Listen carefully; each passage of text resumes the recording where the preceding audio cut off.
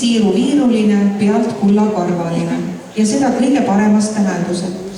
Väliselt vaikne, kena ja malve tüdruk, aga kui tuleb jutustamise tuju, siis üllatab oma teadmistega asjade, inimeste ja nähtuste kohta. Palun, Karena!